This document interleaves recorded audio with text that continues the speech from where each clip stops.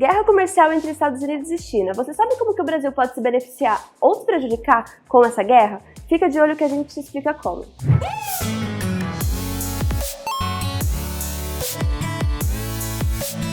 O primeiro ponto a se explicar sobre a guerra comercial é o porquê disso tudo está acontecendo.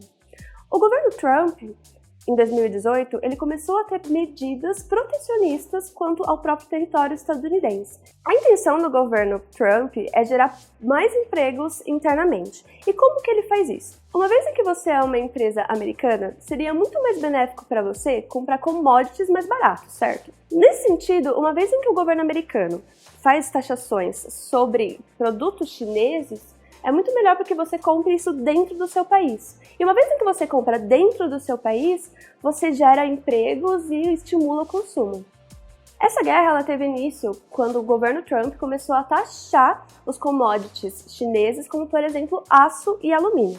Uma vez que ele começou a taxar esses commodities, as pessoas começaram a comprar internamente. E isso fomenta, de fato, a possibilidade de gerar mais empregos dentro dos Estados Unidos. E isso tem funcionado muito bem. Após isso, a medida chinesa contra essas taxações foi retaliar os Estados Unidos também taxando os produtos americanos. Ou seja, em ambos os lados, as grandes potências estão em busca de aumentar os empregos internos e fazer com que as populações internas dos países consumam mais e tenham melhor qualidade de vida.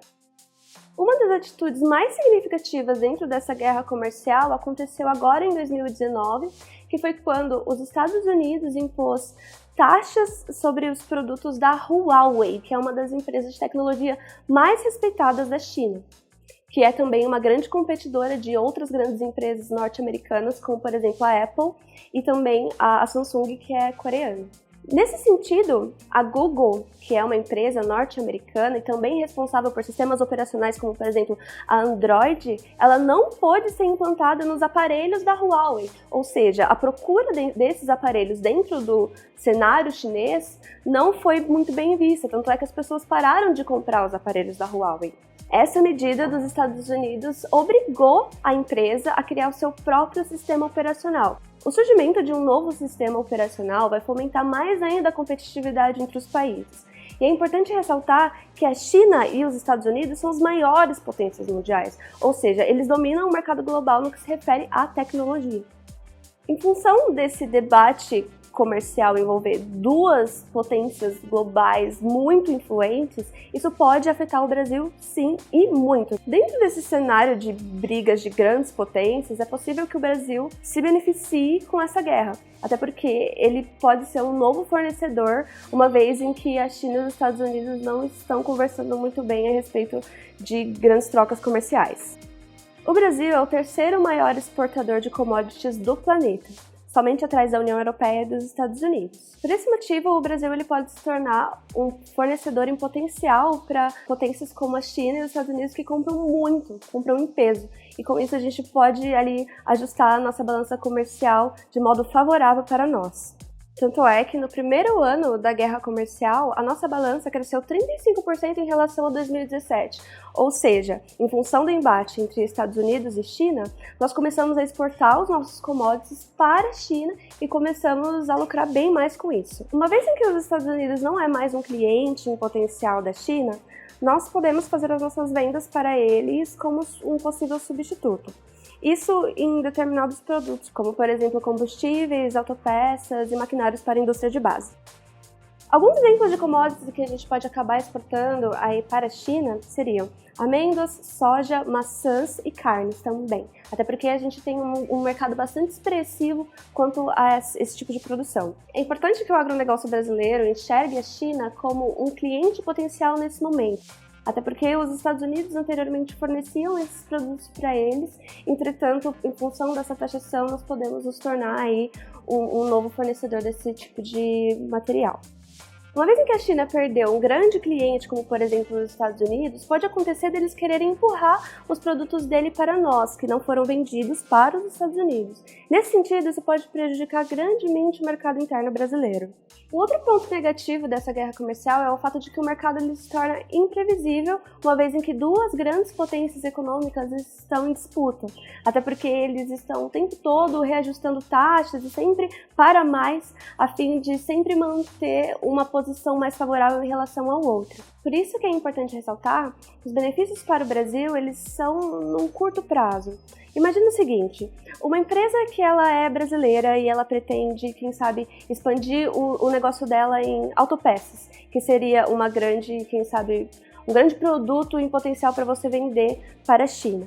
Se ela abre essa empresa neste momento e começa a vender bastante para a China, contratar pessoas, fazer um grande investimento nessa empresa e no longo prazo eles voltem a reajustar essa disputa entre os dois, vai desfalcar novamente a indústria brasileira. Então perceba que se trata de uma medida que deve ser tomada nesse curto prazo, porque no futuro pode acontecer de todo esse investimento ir por água abaixo, até porque a China em tese iria se recuperar o grande cliente potencial dela que é os Estados Unidos.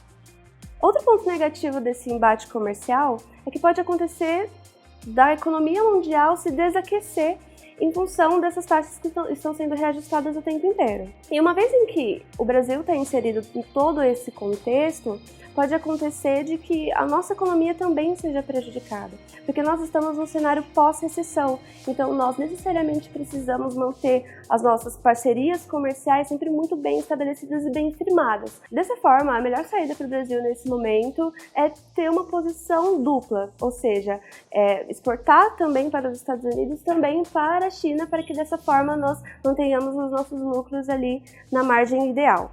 Esse posicionamento neutro é importante porque são dois parceiros muito importantes para o Brasil nesse momento, até porque nós estamos saindo de uma recessão e nós, dessa forma, precisamos manter bem firmes essas duas relações com os dois países. Tanto é que não é novidade para ninguém que o nosso presidente ele costuma manter relações bastante estreitas com o governo estadunidense, em função das políticas de ambos os lados serem bastante semelhantes.